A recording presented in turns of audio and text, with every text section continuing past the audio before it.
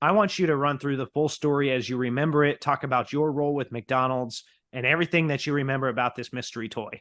Sure. So I worked for a subsidiary of McDonald's, not the corporate company, but a subsidiary, and their whole thing is managing promotions. And I was on the Happy Meal team. And the point of the Happy Meal team is basically you got to make sure every kid, when they show up to McDonald's and they ask for a Happy Meal, the toy is there. I mean, you just don't want disappointed kids. That's bad, right? So my job was to forecast how many Happy Meals would be sold at each restaurant each day for an entire promotion, and then make sure we had enough Happy Meals, that we were sure to have enough Happy Meals in the stores to meet all the demand, but have minimal waste. Because once those Happy Meal promotions end, like they've got these leftover toys, they can sell them once a year. They try and get them out of the door with just like a hodgepodge mystery box kind of thing at McDonald's Happy Meals. After that, they're incinerated. So Hmm. it's really about costs. And that was my job. And I did it some in the United States, but I mean, mostly Japan, China, and Australia, Asian countries. But what you got to do is forecast about a year out. You got to like make a forecast of how many toys you're going to sell in the entire market, and then you have to get a factory order in to Vietnam or China, and then it takes about a year for that factory order to be put in for the toys to show up in an American distribution center. And NBA was one of the promotions. Is NBA Raven. Ron Artest was one of the small handful of players that was chosen to be a toy. And they had made all the toys. It was on a shipping container in the middle of the Pacific. And that's when the brawl happened. I just remember that brawl. It was wild, right? Right. Um, I've talked a but lot about it on this show as a Pacers fan. It was a very painful but entertaining moment for me. it, I was not a Patriot. I was more of a Bulls fan, if anything, or Hornets. But yeah, I mean, it was something I was watching. Anyway, all of a sudden, we're like, oh my gosh, we've got millions of Ron Artest toys on a ship to America, and there's nothing we can do about it. And the worst part was they sealed up most Happy Meal toys. You can see through the bag. You know what you're getting. Like the point is, you know what you're getting. So if a kid is like, "Hey, I want a Snow White figure or whatever," then the manager can go back and see it and give it to them. But they wanted these to be like packs of baseball cards where you couldn't see what was inside.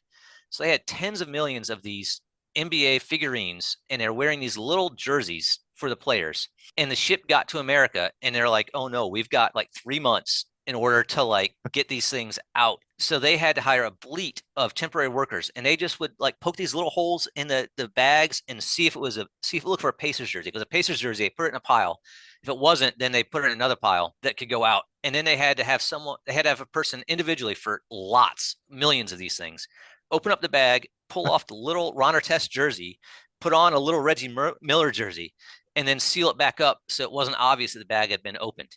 And then they put it back on the pallets. Well, like once a year, all the people that did my job would go to distribution centers just to kind of help us imagine the how supply chain works and help us with our jobs. And it happened to be that I went when they were doing this, and the distribution center manager, explained to us what was going on in here and how it wasn't normal. And I was just like, "Hey man, can I get one of those?" And the guy was like, "Sure, you can have one." So I when he was looking, I took like two, and it was wintertime, so I had my jacket in Chicago or whatever. I put two in my pocket, and then like he kind of went out of the room, and it was like Willy Wonka's chocolate factory. All of a sudden, I'm like the bad kid, like stealing the new thing. All it was in was like lots of temporary workers, and I just kind of looked like stuffed in my coat. I was like, "Oh, I was a collector. I knew what this kind of thing could be, because I mean, it's like the Billy Ripken card or something like that. Like, once those get out, they pull them back in, and the value is having them." So I was like, I know what this is. And I walked out. Another guy took a couple too. And then we went on out. Had all these Ron Artest toys, and went to the car, and I put in my car. I got away with it, I think. And then I would always tell my friends about them. I'd be like, "Hey man, I've got these things.